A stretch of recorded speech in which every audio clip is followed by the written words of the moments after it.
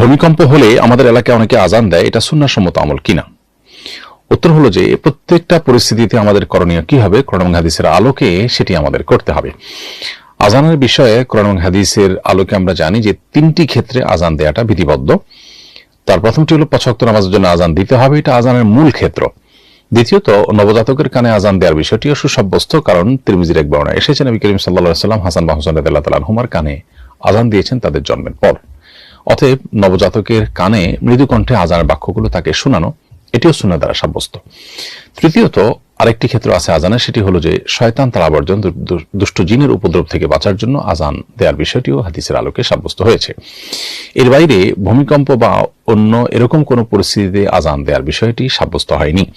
তবে ভূমিকম্প শুরু হয়ে গেলে একজন ঈমানদার তিনি আল্লাহর দিকে রুজু করবেন, আল্লাহর দিকে ধাবিত হবেন, আল্লাহর কাছে আশ্রয় প্রার্থনা করবেন, দোয়া ইউনুস প্রার্থনা পড়ার মাধ্যমে লা ইলাহা ইল্লা আনতা সুবহানাকা ইন্নী কুনতু মিনাজ জালিমিন, অথবা দুরুদ, ইস্তিগফার, ইয়া হাইয়্যু ইয়া কাইয়্যুম বিরহমাতিকা আস্তাগীস, যে সমস্ত আমলের মাধ্যমে আল্লাহর কাছে সাহায্য চাওয়া যায় সেগুলো করতে পারেন।